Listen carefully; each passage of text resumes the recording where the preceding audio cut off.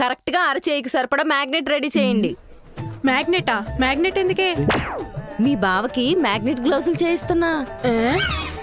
జనసంచారం లేని చోట ఫిట్స్ వచ్చి పడిపోతే చుట్టూ ఉన్న ఐరన్ అంతా వచ్చి అతుక్కుంటదని.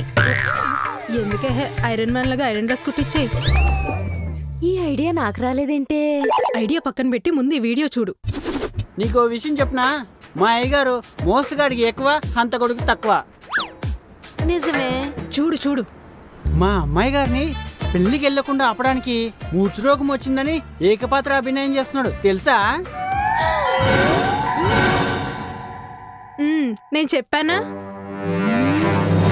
ఈ ఫ్యామిలీకి అతకలేక బయటకొచ్చి బతకలేక నలిగిపోతున్నా. ఇప్పుడు ఈ డ్రామాకి ఎండేస్తాడో. ఎండు నేనిస్తా. ఏమిస్తావే? పెళ్లికెళ్లకుండా చేశాడు, సంగీత్ చెడగొట్టాడు, ట్రిప్ మొత్తం నాశనం చేశాడు. ఈసారి రివెంజ్ రెగ్యులర్ ఫార్मेट में नहीं होता. थोड़ा थोड़ा प्रेशर करके పైశాచిక ఆనందం పొందుతా. తోడా తోడా ఎందుకే నీ ఎంకమ్మ? మొత్తం తేడా వచ్చేస్తుంది. డైరెక్ట్ పాయింట్ లో దిగిపో. వత్తనాడు. యాక్షన్.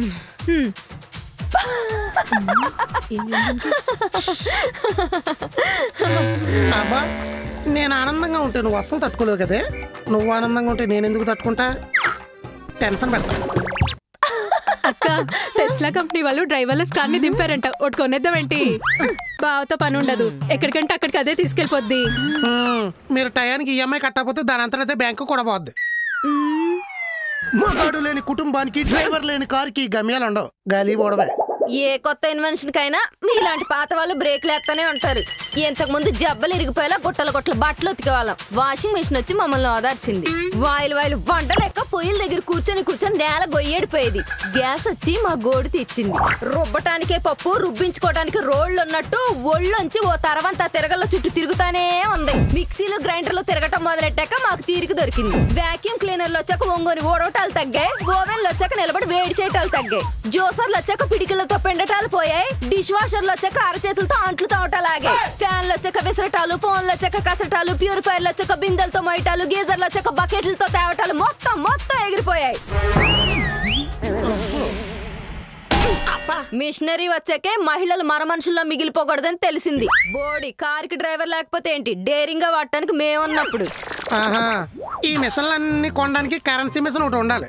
ఆడే మొగుడు కుట్టాడు రా దెబ్బ. సామాన్లు వచ్చాక సాల్తీ కదపకుండా కూర్చుని స్టేట్మెంట్లు ఇస్తుంది. స్టేట్మెంట్లు. టీవీ సీరియల్ వేల ఎపిసోడ్లు ఎందుకు తీస్తున్నారో తెలుసా? మీరు ఒళ్ళు కదపకుండా సోఫాలు కతుక్కుపోవడం వల్ల. బట్టలు ఉతికే బాధ తప్పింది కదా, భర్తను ఉతకడం మొదలెట్టారు. రుబ్బు రోళ్లలో పచ్చడి చేసే పని లేదు కదా, మొగుడు బిర్యానీ పచ్చడి చేయడం స్టార్ట్ చేశారు. అట్లు తోవరు, అత్త మామల్ని తోవుతారు. బిందెలతో నీళ్లు మొయ్యరు, గొడవలు ఎట్టుకుని గంగాళాలు కన్నీళ్లు గారుతారు. బకెట్లతో వేడి నీళ్లు తేరు, విడాకుల కోసం అడ్వకేట్ల చుట్టూ తిరుగుతారు.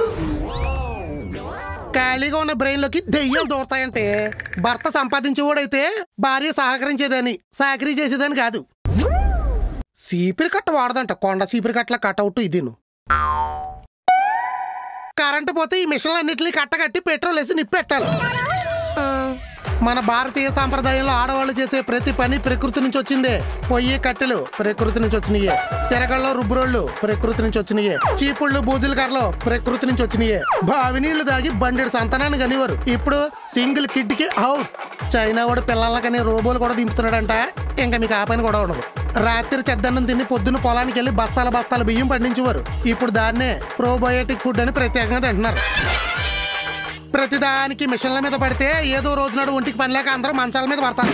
మగాడు బయటకు వెళ్ళి కష్టపడి సంసారాన్ని పోషిస్తే ఆడాళ్ళు ఇంట్లో కష్టపడి సంసారాన్ని నిలబెడతారు. మిషన్లు అంటే మిషన్ల మనుషుల మధ్యన కనెక్షన్లు కట్ అయిపోతుంటే ఈ వంకెట్టుకుని మిషన్లన్నీ బయట ఆడాలి. సౌజీ చెప్పవే రాజీ. నువ్వు రికార్డ్ చేసింది చూసి టేప్ రికార్డర్ పగలగొడదామంటే ఎంత పెద్ద క్యాసెట్ వేసాడేంటే? నేను చెప్పానా డైరెక్ట్ గా పాయింట్ లోకి దిగవే అంటే తోడా అన్నావు. దోడ్ల మొహం వేసుకుని. నెక్స్ట్ ఎపిసోడ్ లో ఏం ప్లాన్ లేకే ఫ్లోలో పోదాం. విన్నది